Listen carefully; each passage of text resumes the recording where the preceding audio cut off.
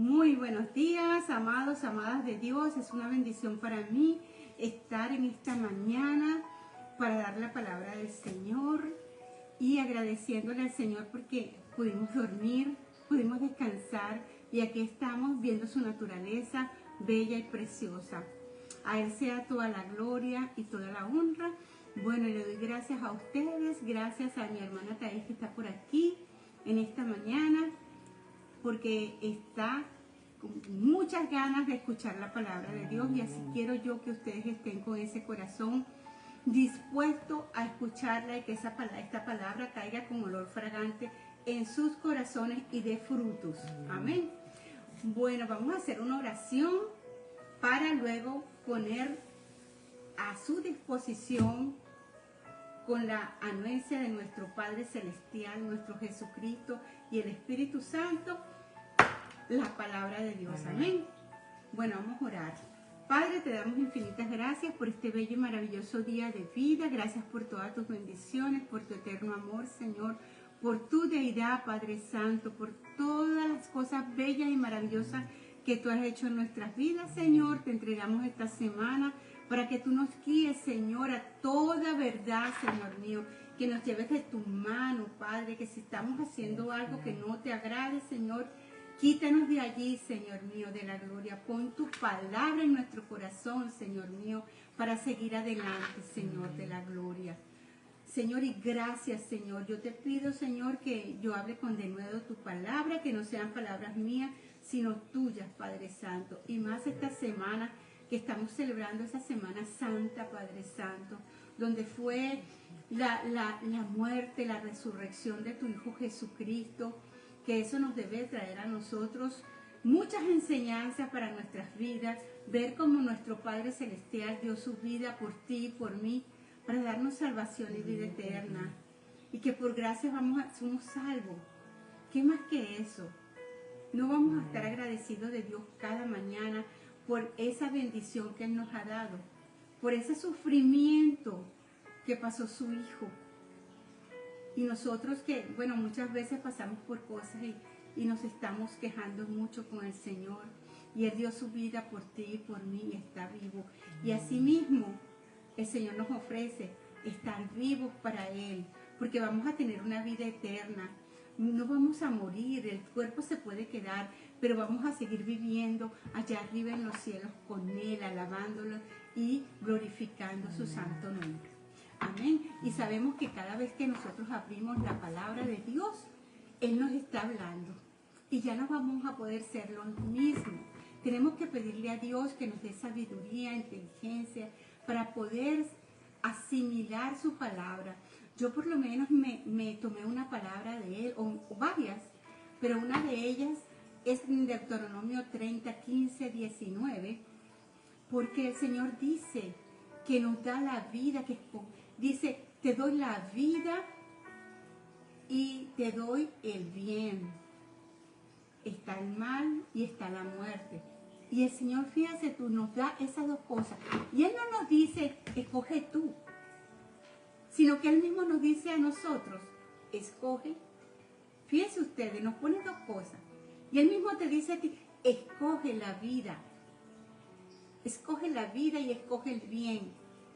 No te va a dar libre albedrío para decir, sino que Él te recomienda lo mejor. ¿Y qué es lo mejor? Tomar la vida y tomar el bien, hacer el bien y seguirlo a Él.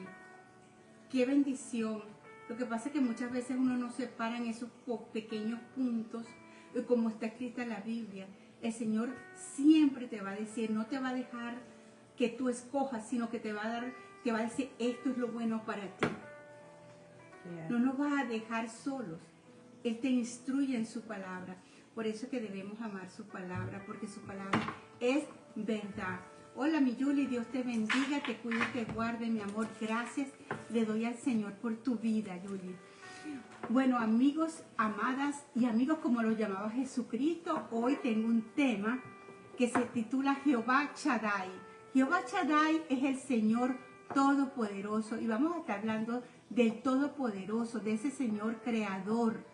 Y les digo, el nombre de Shaddai aparece 7 veces en la Biblia, 5 veces en Génesis y una una vez en Éxodo y otra vez ¿en dónde? En Ezequiel. Algunos dicen que pudiera derivarse de Chad, S-H-A-D, ¿verdad? Que significa el seno.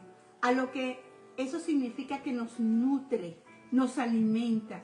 Y algunos dicen que pudiera derivarse del término Sadú, que significa montaña. Pero fíjense ustedes, esto es algo complementario, porque si tú unes esa palabra va a significar que el Señor va a estar con nosotros, que es el poder y la fuerza de Dios.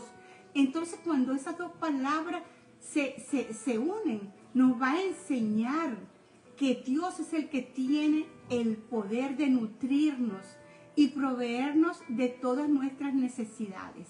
Entonces, la palabra hebrea dai significa amontonar beneficios, que tiene una connotación de provisión. ¿Qué significa esto? Que el Señor nos va a proveer, nos va a sustentar, nos va a bendecir. Entonces, al entender el significado de este nombre en su idioma original, ¿cómo esto podría contribuir en tu vida a vivir mejor y tener más confianza en el Señor hoy en día? Vamos a leer algunos versículos de la palabra rapidito y luego se los voy a estar disgregando, se los voy a estar explicando acerca del Señor Todopoderoso Shaddai.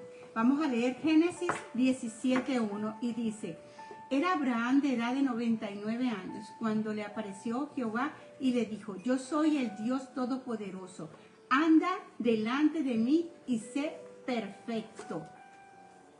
Wow.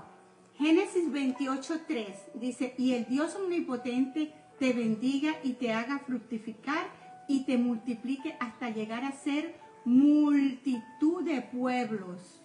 Eso se lo dijo él a Moisés.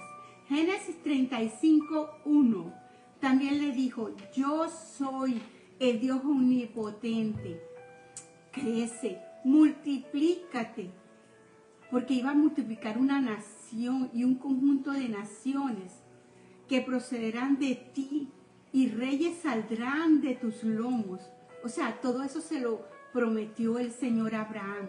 Y en Génesis 43:14 dice: y el Dios omnipotente os dé misericordia delante de aquel varón y os suelte al otro vuestro hermano, ya que este Benjamín y se ha de ser privado de mis hijos, séalo. Esto se lo dijo el padre. ¿Se acuerda cuando José, los hermanos lo pusieron en esa cisterna, en ese hueco adentro? Y él después, el faraón lo hizo, lo puso en un lugar alto. Y él, por eso que dice que se lo pidieron a su papá para entregárselo a Benjamín, porque él quería ver a Benjamín. Y el papá le dijo: bueno, si así ha de ser, me privaré de mis hijos. Si así ha de ser, serlo. En Éxodo 6:2-3 dice: habló todavía Dios a Moisés y le dijo: yo soy Jehová, y aparecerá a Abraham, a Isaac y a Jacob como Dios omnipotente. Mas en mi nombre Jehová no me di a conocer a ellos. Ezequiel 10:5 y el estruendo de las alas de los querubines se oía hasta el atrio de afuera, como la voz del Dios omnipotente cuando Dios habla. Yo le he pedido a Dios que yo quiero escuchar su oración, que yo quiero escucharlo a Él con voz audible, pero quizás Dios te habla hasta por los hermanos, hasta por una piedra te puede hablar, y tenemos que estar pendientes de ello. Bueno, vamos a explicar. La primera expresión, el Shaddai, se utiliza y se le apareció Dios en Génesis 17:1 a Abraham, cuando él tenía, como les dije, 99 años. Y el Señor le dijo: yo soy el Todopoderoso, el Shaddai, anda delante de mí, le dijo él, y sé perfecto, como se los leí. Fue en ese momento cuando Dios, ¿qué hizo? Le cambió el nombre de Abraham por Abraham, e hizo el pacto eterno con él. O sea, el Creador, nuestro Creador, Dios, estableció que lo haría padre de ¿qué? De multitudes. Y de él y de sus semillas saldrían ¿qué? Reyes. Todo eso tan bonito que el Señor le dijo a Abraham. En esto entonces los pactos no se validaban, en ese entonces no se validaban como un pacto que tú haces un papel y lo llevas a la notaría y lo firmas con abogados, no. En este entonces los pactos eran que ellos sacrificaban un animal, lo partían a la mitad y cada uno pasaba a la mitad de este animal muerto. Caminaban cada uno. Y el que no cumplía con ese pacto, ¿qué pasaría? Le iba a pasar igual que al animal que fue que fue sacrificado. Entonces, esto era un pacto entre los hombres, de esa manera. Entonces, en este capítulo de Génesis también, Dios dio a Abraham y al pueblo otro pacto, que era la circuncisión. La circuncisión, y esto se lo hacían que, eso era un pacto de Dios. Y se lo dijo a él, a Abraham, que tenía que circuncidar a aquellos hombres que amaban a Dios, aquellos hombres que seguían sus mandamientos, sus decretos, sus estatutos. ¿Y qué hacían ellos? Se circuncidaban. Pero fíjense una cosa, esta circuncisión no la podíamos ver porque ustedes saben que ellos estaban vestidos, tenían su órgano tapado, pues porque esto se hacía en el prepucio del hombre. Pero ¿cómo sabías tú si estos hombres eran de Dios o no? Porque no le podías ver la señal que ellos tenían en la circuncisión. Y como dice ahorita actualmente, o sea, cuando Jesucristo vino, ¿qué dijo? Por sus frutos los conoceréis. Así mismo era en el Antiguo Testamento, no podías ver que ellos estaban circuncidados, pero podías observar si ellos se comportaban, tenían cambios espirituales. Y la manera como ellos tenían cambios espirituales, tú podías decir, este hombre es de Dios, este hombre está circuncidado. Vamos a ver qué dice Romanos 2, del 25 al 29. Oh, no lo marqué aquí. Ya va, un momentico. Pensaba que lo había marcado aquí y no. Como no lo escribí tampoco. Ok, estamos aquí en Romanos.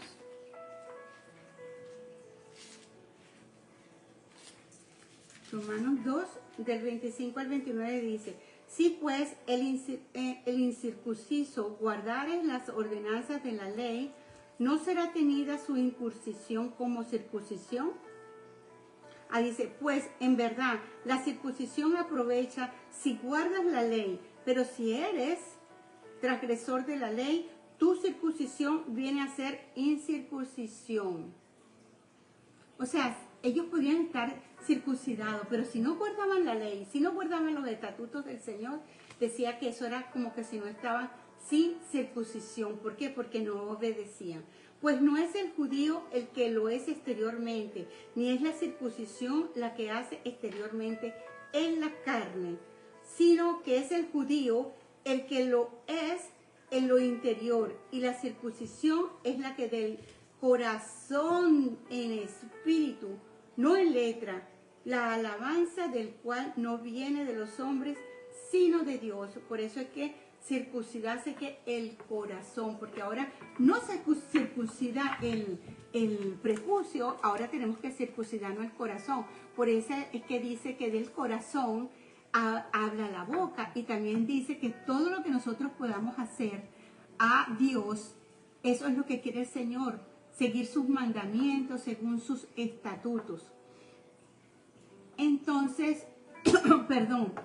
Entonces, en el capítulo de Génesis, Dios le pide a Abraham y a todo el pueblo que se circunciden.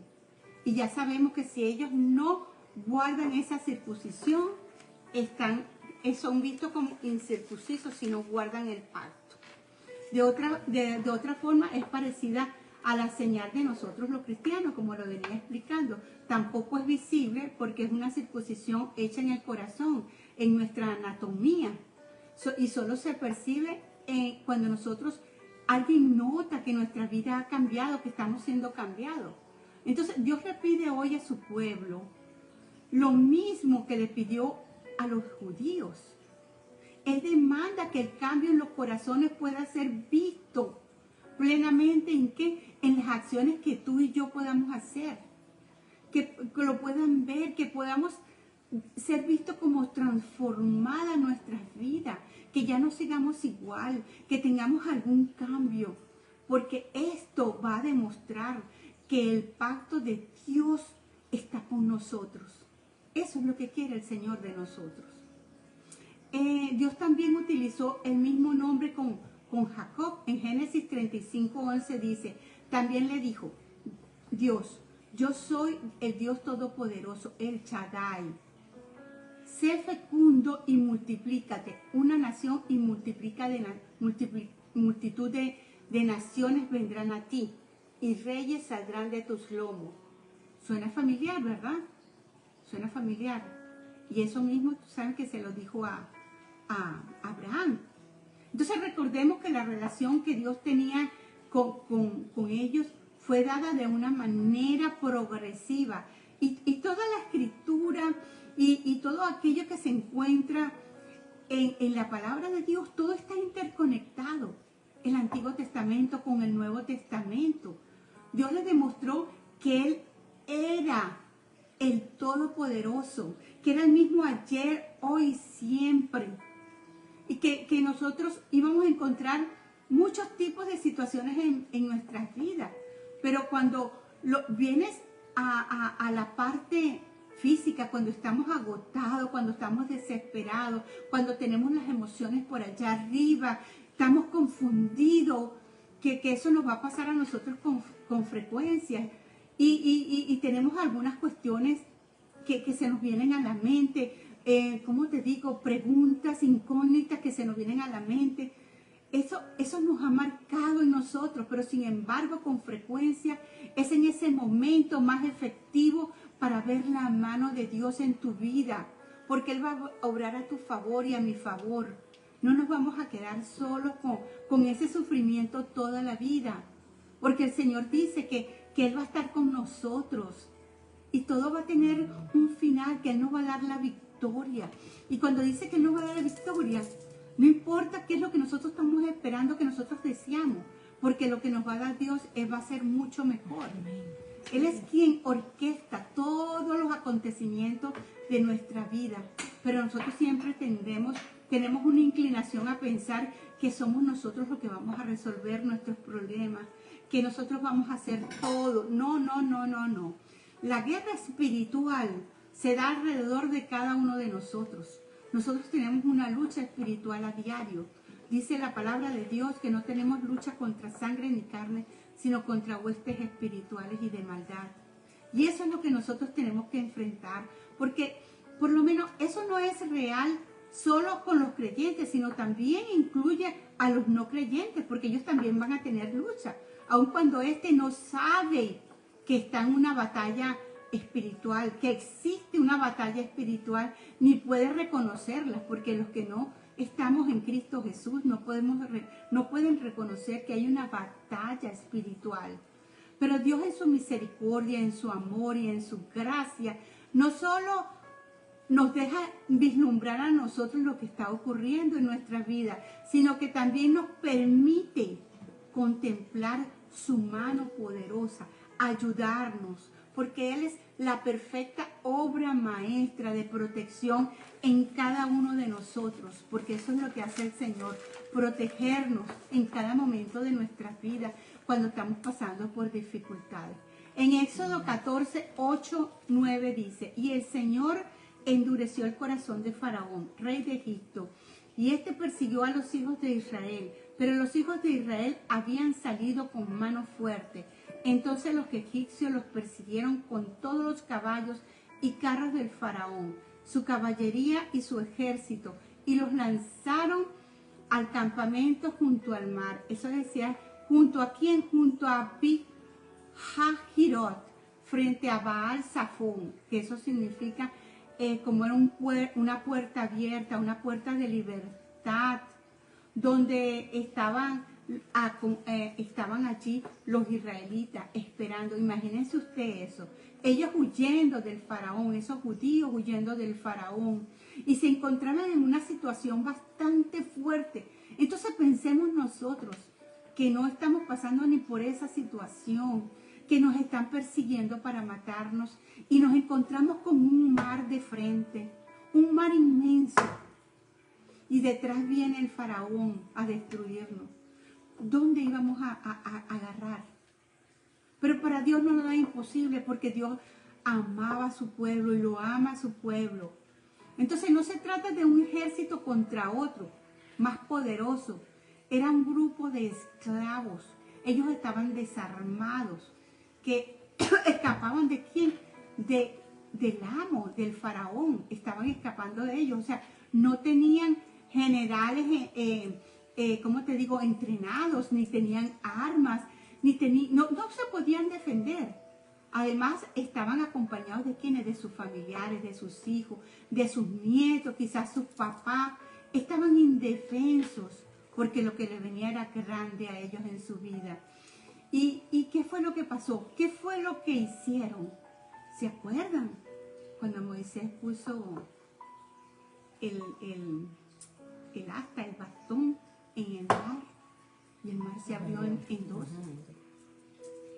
Y ellos pasaron en seco, porque no había ni una gota de agua, pasaron en seco, dice la palabra. Y habían dos paredes enormes. Ustedes se imaginan ese temor también de las personas pasando por dos paredes de agua y atrás venían a matarlos. Mira, pero Dios lo hizo.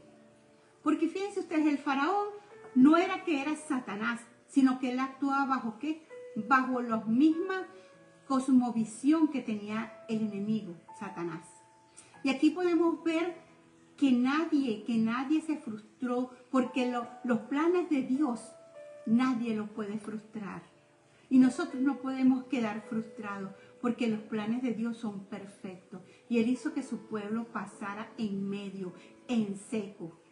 Entonces, el Mesías descendería de ese pueblo, que era la nación de los judíos. Dios es todo lo que necesitamos en esta vida. Y sabemos que Jesucristo es el mismo ayer, hoy y siempre. Amén. Como lo dice Hebreos 13:8. Entonces, Dios es alguien que nos nutre. Y Él proveyó la comida a ese pueblo. ¿Por cuánto tiempo? ¿Por un día? ¿Una noche? No, Él proveyó por 40 años a ese pueblo. Y su calzado dice que no se deshizo, nada. Y entonces, nosotros somos ¿qué? Bebés incapaces de vivir como Dios quiere que vivamos. Pero ¿qué pasa? Dios nos tiene como bebé con esa leche que el Señor nos da, esa leche que Él nos nutre. Porque Él dice que aún estamos allí pequeñitos, como dice Juan 6:35, y Él es la fuente de agua viva, como dice Jeremías 17:13. Como el maná bajo el cielo para su pueblo judío, Jesús bajó del cielo ¿para qué? Para alimentar espiritualmente a su pueblo. Amén. En Juan 6:51 dice, yo soy el pan de vida, que descendió ¿de dónde? Del cielo. Y si alguno comiere de este pan, vivirá para siempre.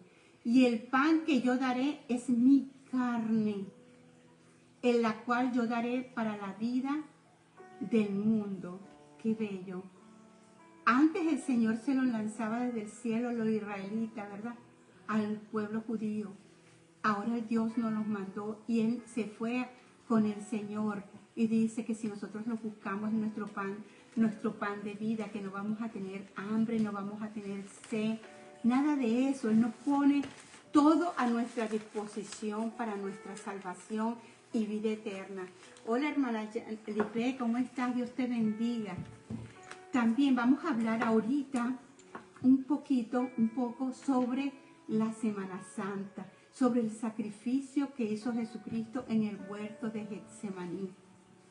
¿Qué fue la oración que el Señor hizo en ese huerto de Getsemaní? Cuando dice que Él estaba llorando y lloraba hasta lágrimas de sangre. Y dice la oración de Jesucristo en el huerto de Getsemaní es una profunda expresión del sufrimiento y su entrega a la voluntad de nuestro Dios. ¿Qué fue lo que dijo Jesucristo allí en ese huerto, en esa oración que le hizo el Padre?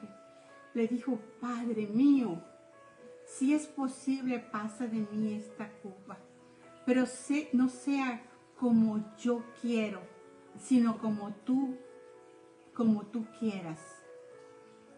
Y esas mismas palabras tenemos que decirlas nosotras cuando estamos pasando por momentos difíciles, aunque queramos con mucho deseo lo que nosotros queramos en nuestro corazón, pero tenemos que decirle al Señor lo mismo: Señor, pasa de mí esta copa, pero que no se haga mi voluntad, sino la voluntad tuya, porque la voluntad de Dios es buena, agradable y perfecta. Ahora bien, ¿quién traicionó a nuestro Jesucristo? ¿Quién lo traicionó? Sabemos que la traición de Judas. En Mateo 26, 14, 15 dice: Judas Iscariote era uno de los 12. Y fue a ver a uno de los principales y de los sacerdotes y les dijo: ¿cuánto me darían si yo entrego a Jesús? Y ellos le asignaron 30 piezas de plata. Después, entonces Judas buscaba el mejor momento para entregar a Jesús. Y se acuerdan que Él los llevó hasta donde estaba el Señor reunido con los otros discípulos, cuando Él le dijo a los discípulos que oraran porque se acercaba la hora. Y luego Él los consiguió durmiendo, pero ya no había tiempo, pero Él sí le oró al Padre, que fue esa oración que le hizo, y que fue cuando Judas llegó allí con los aguaciles, con toda la parte del gobierno a arrestar a Jesucristo. ¿Y qué fue lo que le hizo Judas? Le dio un beso, porque le dijo: al que yo besara, a ese es. ¡Wow! ¡Qué terrible! ¡Qué terrible! Pero cuando Judas, el que había traicionado a Jesús, que había sido condenado, cuando Jesucristo fue condenado a muerte, yo no sé si en ese momento él se arrepintió, pero no fue a Jesús a arrepentirse. Se arrepintió cuando vio a Jesús así. ¿Pero dónde fue? Él fue a los sacerdotes, a los principales, a entregarle el dinero, a entregarle esas 30 monedas de plata que le habían dado, porque arrepentidos cuando vio a Jesús. Y los sacerdotes le dijeron que él le dijo: he pecado. Dijo: pues he traicionado a sangre inocente. ¿Y qué les dijeron ellos? ¿Qué nos importa a nosotros? Esa es tu responsabilidad por haber hecho lo que hiciste. Y muchas veces nosotros cometemos pecado. Y cometemos, porque yo creo que esto estaba escrito, pero él pues entregó a Jesús y no le dio tiempo ni de arrepentirse junto a Jesús. Nosotros tenemos esa posibilidad de ahorita, que nosotros, si cometemos algún pecado, vamos delante de los pies del Señor y Él nos perdona. Pero tenemos que ser así como el Señor le dijo a la mujer adúltera. Le dijo: yo te perdono, pero no peques más. Y hay gente que va y dobla rodillas y se perdona, y Señor, perdóname, y vuelve otra vez y hace lo mismo. Yo no sé, yo leí una vez que decía que el Señor lo mandaba a mentes irreprensibles, algo así. Pero no caigamos en eso. Sanemos nuestro corazón y no volvamos a caer en ese mismo pecado. Entonces Jesucristo respondió y dijo: el que meta su mano, cuando estaban mano conmigo, en el plato, cuando estaba en la Santa Cena, ¿se acuerdan? Ese mismo me va a entregar. Pero la verdad, el Hijo del Hombre va a seguir, estaba escrito que Él lo iba a entregar. Bueno le fuera al hombre que no hubiese nacido. Imagínense ustedes qué era lo que le podría sobrevenir a este hombre. Y así mismo, a las personas que empiezan a cometer pecado y pecado, tenemos que orar por esas personas porque por la misericordia de Dios. Porque dice, más vale no hubiese nacido. Vamos a ver el inicio de su pasión. En Mateo 26:1 dice, empieza con la unción de Jesús en Betania. Y estando Jesús en Betania, en casa de Simón, el leproso, vino a él una mujer con el vaso de alabastro de perfume de gran precio y lo derramó sobre su cabeza, y él estando sentado a la mesa. Entonces, una vez que ella hace eso, es porque ya se estaba acercando el tiempo de ser crucificado él. Entonces comienza ya la agonía en el huerto de los olivos, en el Getsemaní, y continúa con la traición de Judas Iscariote, la brutal flagelación en esa columna de sufrimiento que tenía Jesucristo. En la mente de Jesucristo, quién sabe cómo estaría él, pensando que él ya iba a partir, que se iba a morir, que lo iban a lacerar. Y bueno, y termina con ¿qué? Con la resurrección de nuestro Padre Celestial, aleluya. Entonces, ¿cómo podemos encontrar nosotros fortaleza en la oración en los momentos difíciles? Porque el Señor resucitó, el Señor está vivo, el Señor venció la muerte, venció todos esos latigazos, venció todo, venció a Satanás que está debajo de sus pies. Le quitó las llaves de la muerte, bajó al infierno y quitó todo. Él es el que reina hoy, mañana y siempre. Y a Él sea la gloria y la honra. Entonces, ¿cómo podemos encontrar fortaleza en Jesús, en la oración en momentos difíciles? Preguntémonos, porque la oración puede ser una fuente de fortaleza al permitirnos conectarnos con quién, con el Señor, con la divinidad, con lo más grande, y descargar nuestras preocupaciones. ¿Y qué vamos a recibir? Consuelo, esperanza, amor, paz en medio del caos, reconociendo que Dios es el Todopoderoso, como Él le dijo, yo soy el Shaddai, el Todopoderoso. Qué bello, ¿verdad? Entonces, ¿qué tenemos que hacer? Mantener nuestra vida en oración constante, rodearnos con una comunidad de fe, con personas que crean en Él, recordar a veces que Dios ha sido fiel a las personas, no dejarse, no dejarnos que ese momento que nos está pasando, sino que y hundirnos, no, recordarnos que Él estuvo en el pasado también con nosotros y lo va a estar ahora. Confiar en ese propósito de Dios. Orar con gratitud sabiendo que Dios nos los va a dar. Tenemos que escuchar a Dios, desarrollar una perspectiva positiva a nuestros acontecimientos. Orar con fe, orar con la confianza que Dios nos ha dado para que eso se pueda dar. Decirle, Señor, ayúdame, Señor. Estoy aquí, Señor mío, buscando de tu presencia. Estoy, Señor mío, ya agotado. Mi corazón no aguanta más, Señor.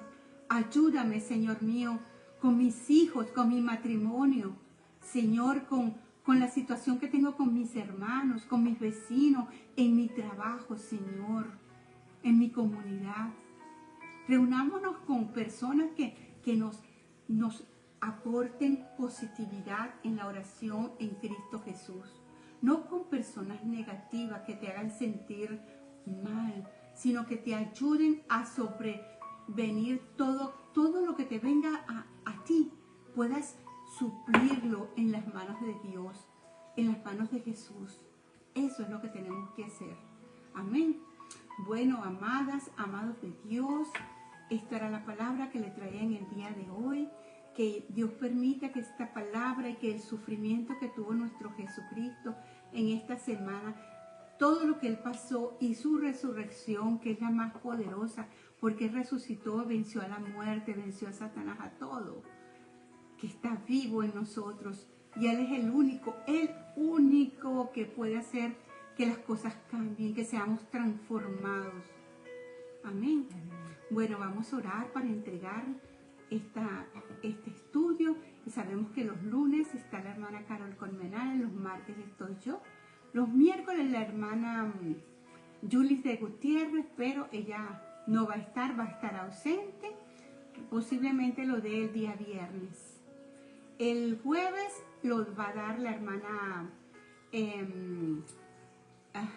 Reich, Vanessa Reich, y desde Venezuela, y los sábados la hermana Eunice Fariña desde Venezuela. Padre, en esta hora te doy infinitas gracias por este bello y maravilloso día de vida. Gracias por todas tus bendiciones, por tu eterno amor, Señor, por tu deidad, Padre Santo. Señor mío, yo te pido que esta palabra haya caído y caiga, Señor, en el corazón de todas aquellas personas que van a escucharla, Padre. Señor, bendícelas, cuídalas, protégelas, Señor. Y que sepamos, Señor mío, que tú eres el único Padre, el único que nos puedes ayudar en nuestras preocupaciones, nuestras ansiedades, en todos nuestros conflictos, Señor. Padre, gracias, Señor, por este día de vida y por todo lo que nos tienes preparado para esta bella y maravillosa semana. Les amo mucho, que Dios me los bendiga, me los cuide, me los guarde, y nos vemos el próximo martes por aquí mismo en Facebook, Casa de Oración Sentinela. Un beso y los amo. Amén.